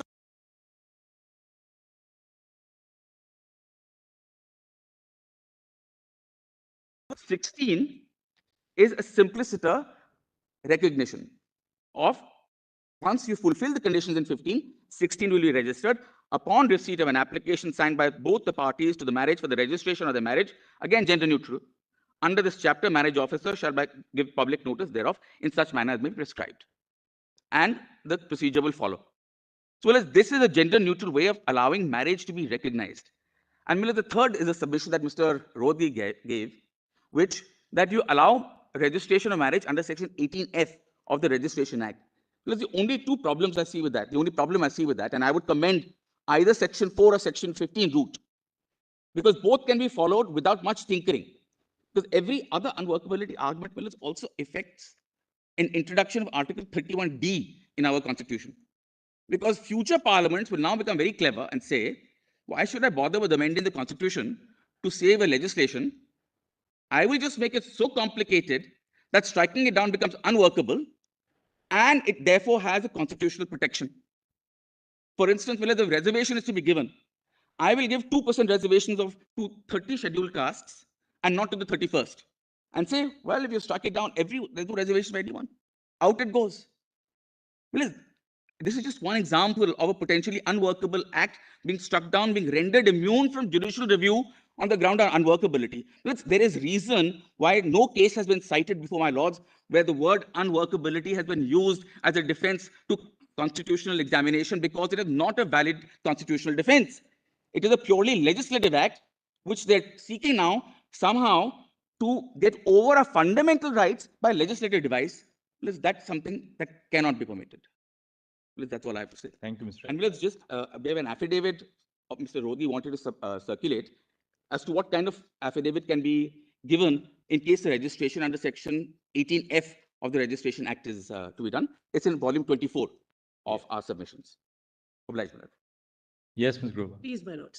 My lord, since my petitioners fall into two different groups, my prayers also, one relates to Special Marriage Act, which has been extensively argued. I would only add one strand to that for my lord's consideration, which is the ratio of Dharani sugars. That statutes must be treated as always speaking. My lord, the Chief Justice has applied that very ratio in Miss X versus Principal Secretary Health to read the impugned rules under the MTP Act to recognize a single woman's right to abortion where it related specifically to marital status. So whether that ratio can be deployed here to recognize LGBT couples' marriage within Special Marriage Act. My lords, the other prayers in my petition, which relate to those who do not wish to necessarily be married within the legal regime, have not been countered or opposed either in the counter affidavits filed or in the oral submissions, which are three prayers. One, to recognize, give constitutional recognition to my right to form a chosen family, which has already found recognition in the atypical family that my lords have elucidated upon. Then, which are can also be non-conjugal in intimacies that persons may have who are queer and trans persons. The second is the right to nominate beyond guardian, blood relative, or family member and assign various rights. And again, a constitutional recognition to that. And the third, which Mr. Ramachandran has already mentioned, a protocol of protection from violence, both building upon Shakti Vahini and the Madras High Court order, but ensuring that that provides agency and autonomy to those who are being safeguarded and protected. My lords, just one last bit in terms of non-workability, again, I think Mr. Ramachandran has mentioned, because there was a lot of concern expressed by the respondents, the experience of NALSA and the Transgender Act. Different high courts, whether on issues of domestic violence, sexual violence, reservations, have made it workable, and that is an ongoing process. I would only reiterate what has been said just now again, to say that these are vulnerable, high-risk populations, particularly when there are further marginalizations of class, caste, etc. Non-recognition and non-granting of certain rights will certainly increase the discrimination and violence. So it is an Article 21 issue also. I'm very grateful. Thank you, Ms. Bhuva. My Lords, Yes, Nandi. my Lords have my submissions in rejoinder dated 10th May. It's in the Yes. common compilation that was sent, I think, yesterday morning, my Lords. My Lord, there are three propositions. One, happily, has been dealt with by Mr. Kirpal, that Chapter 3 of the Special Marriage Act, Sections 15 to 18, require the registration of marriages celebrated in other forms, and that these are gender neutral and may come to our aid without any words whatsoever being read into the Special Marriage Act, my Lords. My Lords, Mr. Kirpal has very well taken you through the section, so I won't do that. I will only add that when the section says as husband and wife should have been living together since the celebration, Black's Law Dictionary, the Oxford English Dictionary, it all comes to our aid, and it says that as means like, similar to, of the same kind, in the same manner. My second proposition, my Lords, is that to the extent the phrase forms of marriage under Section 15, Chapter 3, presupposes extant validity under law, the common law may be brought to bear to develop the contours of the right through stare decisis. My Lords, it would be remiss of me to mention, despite the time, that Professor Tarunab Khaitan and Professor Mitra Sharafi have helped us with these submissions under a lot of pressure of time. The life of the law, my Lords, as Oliver Wendell Holmes says, has not been knowledge, it has been experience. So therefore, the fact that we have been here before is relevant. That Parsi marriage laws, and I'm reading from page 3, my Lords, that Parsi marriage laws were a creature of common law prior to their codification. There is no religious source. Not that there was never any religious source, but at the time that they were looking at it, there was no religious source. During the emigration from Persia, their books were lost, creating a vacuum in law. And we have cited Dr. Sharafi's book, which has looked into this, and her dissertation was specifically on these issues. Marriage and divorce between Parsis, therefore, was regulated by English ecclesiastical or Christian law.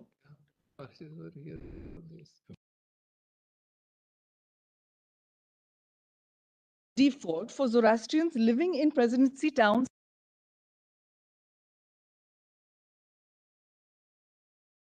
in Kasarchi versus Piroz Boy in the Privy Council, the appellant husband objected to this. He said, look, Christian laws can't apply to me, surely. He said that the jurisdiction of the court to decide the matrimonial dispute between a Parsi couple and to apply Christian law. In rejoinder, you'll have to specifically take up the points which they have argued and then tell us. My lords, the point is only the points that they have taken. Yes, my lords. My lords, the point that they have taken is that they said that we are, essentially they said that we are in a vacuum. That ecclesiastical jurisdiction doesn't apply, but on the civil side, the civil courts can develop it. Literally. The Parsis' migration predated the advent of the Europeans. So they had regulated within their own institutions, marriage, the solemnization, separation, whatever else. The advent of the British only lent a forum and perhaps a codification. My lords, I'm so grateful. My lords, what the judgment says and what the commentators at the time were divided on was what they should do when there was no ecclesiastical law. So the solution they came to is that they said that let the Supreme Court of Bombay on its civil side develop it on a case-by-case basis. And so they said, and I've reproduced it all here, I also have the references, my lords.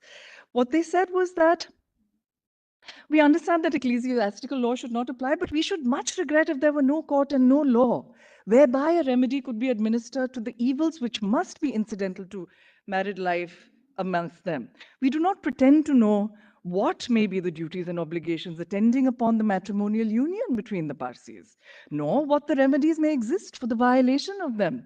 But we conceive that there must be some laws or some customs having the effect of laws which apply to the married state of persons of this description. It may be that such laws and customs do not afford what we should deem as between Christians an adequate relief. And so then they go on to say, such remedies we conceive that the Supreme Court on the civil side might administer, or at least remedies at nearly approaching to them as circumstances would allow. Proceedings might be conducted on the civil side with such adaptation to the circumstances of the case as justice might require, though on the ecclesiastical side, such modification would be wholly irreconcilable with their particular situation. My lords, what we are saying is that a declaration would go a long way towards recognizing my rights. But my lords, what I am saying also is our plea is to bring the Constitution to my home as well. Do not let my humanity, my lords, be reduced to a separated singular identity. My lords, allow me to consecrate my love. I'm so grateful, my lords. Please, my lord. I'll just put 3 points before my lords. The first is that my lords are contemplating whether the Constitution recognizes a fundamental right to marry. That, my lords have indicated, perhaps may be found across the rights that are enumerated in Part 3. And, my lord, that the right to marry would have certain contents which are already recognized under law through various statutes. My submission in this regard would be that it fell from your lordships on the previous date that the contents would include, my lords, for example, the right to found a family, the right to procreation, and so on and so forth. The first content I would submit, my lords, of this right to marry must be the status of being married itself. This is, my lord, distinct from the rights and obligations that flow from a marriage. The status of being married, my lord, the recognition of the relationship itself confers a couple with dignity. This is, my lord, dehors any rights and obligations that flow from the marriage. And therefore, my submission, my lords, that the first right, my lord, that is recognized, the first content of this right to marriage, my lord, would be the recognition of the marriage itself and the status of being married. Yes. Please, my lord. That's my first submission. The second submission, my lord, is this, that it was indicated to your lordships yesterday that if my lords were to give such a declaration, it would bind future parliaments. It would bind future courts. And that is the nature, my lords, of Article 141. It is inherent, my lord, to the obligations of this, the constitutional obligations of this court. In Nalsa, my lord, the formulation which, and Nalsa, my lord, as the nodal judgment when it comes to questions of gender identity and sexual orientation, the formulation that this court gave was first to indicate, my lords, the content of Part 3 rights when it came to transgender persons, and then, my lord, to actualize those rights through specific directions that your lordships gave to central and state governments. So, my lords, I'm completely with my friends on this side that any declaration that your lordships give must be actualized through an enunciation of the Special Marriage Act. But in addition, my lords may see the declaration that your lordships have given in Nalsa, and I believe my note may have reached your lordships too late to be uploaded, so I won't trouble your lordships with it. But, my lord, in para 135, in conclusion in Nalsa, your lordships gave detailed directions. These, my lord, included directions to recognize transgender persons as a third gender, directions to central and state governments to recognize transgender persons in their self-declared gender identity. And all these directions, my lord, were traceable to the enrichment of Part 3 rights that your lordships recognized. I won't break the convention of this court, my lord, by handing over physical copies of my note. I'll just continue. But the third, my lord, was a very valuable direction to extend Article 16 for protections to transgender persons. So transgender persons were found to be a historically backward class. And this, my lord, perhaps may be the first time that the concept of historical backwardness was expanded to include a new community, what has now been done with EWS, my lords. The next direction to central and state governments was to address health issues of transgender persons. For instance, my lord, directions to NACO to set up serosurveillance centers, or, my lord, to provide separate toilets. So here the direction, my lord, aside from the declaration of law, the direction, my lord, was traceable to the right to health under Article 21. There was also a direction, my lord, to the central and state governments to address the problems of fear, shame, gender dysphoria, etc. So therefore, my lord, to bring about a change in social values regarding transgender persons. So this is the extent, my lord, of the directions which were given in NALSA, along with the declarations. And finally, my lord, direction to the central and state governments to frame social welfare schemes, which are also traceable to Part 3 rights. Now, what has been the effect of the directions coupled with the declaration that fell from my lords in NALSA? Did Parliament stop debating the issue, or various state legislatures, as has been indicated to my lords? Did social debate on these issues stop? Not at all. What happens, my lord, is we now have many states, including the state of Madhya Pradesh, for example, which have brought about policies for the welfare of transgender persons. And my lord, my friend Mr. Dwivedi appeared on behalf of the state of Madhya Pradesh. But like me, my lord, he is from the great state, may I say, of Uttar Pradesh. And my lord may see what the state of Uttar Pradesh did, following my lord's directions in NALSA. The 7th State Law Commission, my lord, in Uttar Pradesh, entirely relying on my lord's directions in NALSA, finds that they have been directed to improve the conditions of transgender persons and specifically take up the issue, my lord, of laws of inheritance. So what do they say, my lord? The Hindu Succession Act as well as the Indian Succession Act are central legislations, and although the state government has power to amend these legislations with the concurrence of the central government, this has a long procedure. Therefore, this commission has confined its study to the right of succession in agricultural property as well as the grant of lease regarding Abadi lands in Uttar Pradesh. And what, my lord, has the great state of Uttar Pradesh, for which I'm a proud citizen, my lord, of Allahabad, has it held? They amend the Uttar Pradesh Revenue Code in 2020, and what do they introduce? The family in relation to a tenure holder means himself or herself and his wife or her husband or third gender spouse. This is the current state of the law in UP, my lord. As the case may be, other than a judicially separated wife or husband or third gender spouse, minor sons, minor daughters, other than married daughters, and third gender minor issue. So not only, my lords, following your lordship's declaration and directions in NALSA, not only do state legislatures now recognize third gender children as successors to the estate, they also recognize the possibility of third gender marriage, of marriage of third gender persons, as the statute calls it, and in fact, even situations where there may be a judicial separation of such persons. And thereafter, my lord, they are incorporated into the degrees of succession as the RAND revenue codes imagine, my lord. So, my lord, my submission is that your lordships open the door. Your lordships tell us as a country where the law stands and where our constitutional values stand. And then, my lords, a social debate happens, a legislative debate happens. And my lords, we as a country, we adhere to the constitution. We bring ourselves, we rise, my lord, to the level of the constitution. The last submission I'll make is this. Your lordships have in effect been told that because there's a vast problem of statutory interpretation before my lords, your lordships should not touch the constitutional issue.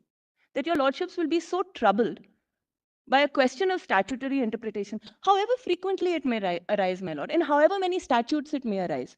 But if I may just submit to your lordships, if my lords take yourselves back, perhaps 15 years or maybe even more, when my lords sat as single judges in the high courts, and perhaps, my lord, a young Justice Narasimha then appears before my lords, and my lords, these issues come up, my lords, in MAT FCs, in MAT appeals, in FAOs. And they are questions, my lords, then of statutory interpretation. They arise, my lord, in individual cases relating to individuals who come before my lords in many combinations, as my Lord Justice Bhatt has put to us throughout the course of these proceedings. My lords, look at the facts. And my lords, this is why, my lords, we are not running away from a question of statutory interpretation. We are not saying that these questions are insurmountable. It was asked in this court, my lord, who will be the father or who will be the mother? My lords will look at the statute, as my lords would have done 15, 18 years ago. Look to the statute, look to the law and the declarations laid down by the Honorable Supreme Court, and will find solutions for the persons who come before them. Because, my lord, Parliament can choose when it decides to address an issue. Parliament can choose, there may be a social problem, and Parliament can turn a blind eye. But, my lords, your lordships, the high courts, and the courts below, the family courts, the civil courts, they do not have that luxury, my lords. When persons raise a list before your lordships, when they come with a cause of action, the courts have to address those questions, and they have already been so doing. There are cases going back to the 1990s, my lord, where transgender persons have come raising questions, my lord, do we fall under the HSA, for example? And the courts, in one occasion, say, no, your customary law applies to you. In another case, my lord, again involving transgender persons, the courts say, no, Muslim law applies to you. So, my lords, our only submission is this. Today, what is the reference before your lordships? Your lordships limited the reference to the Special Marriage Act. We are not going beyond that act, whether it is in questions of the Hindu Marriage Act, my lord, or on questions of other statutes. Because that was not the nature of the reference. But it's not, my lord, that these questions are in any way unanswerable. So let me end, my lord, with this. It fell from my Lord Justice Bhatt, for example, that suppose there are two Hindu women who are a couple, and one of them passes intestate. So let's take the case, my lord, of a female Hindu passing intestate. How would my lords then interpret the HSA? And my lord, it's been argued on this side that some have argued that section 21A ought not to apply. Some have argued, and I have argued, that 21A ought to apply. My note deals with that in detail. I won't trouble your lordship with it anymore. But let's suppose, my lord, that we come to this point that there's a question of whether the Hindu Succession Act applies, my lord, to, my lord, a female Hindu who dies intestate. What does 15 say, my lord? The property of a female Hindu dying intestate devolves according to rules set out in section 16, firstly upon sons and daughters, including the children of any predeceased son or daughter, secondly upon the heirs of the husband, thirdly upon the father and mother, fourthly so and so. So what happens here, my lord, and I'll just end with this, my lords will deal with the question of a female Hindu, my lord, who has a spouse, and therefore there will be a question at that stage of does this act now envisage that that the spouse of a female Hindu is covered here, but her husband, but the children, my lord, will be covered. And the issue, my lord, as to how these statutes will be interpreted, what will be the interpretation, my lord, is one to be left to those courts to decide. I'm highly obliged, my lord. Thank you. I'm highly obliged. So we'll conclude here. We'll reserve judgment. Thank you, everyone. Grateful, immensely grateful. Yeah. And what a pleasure it is to see all 5 of your lordships today sitting here in court. Much obliged. Grateful, Milord. Thank you. Thank you, everyone. Thank you.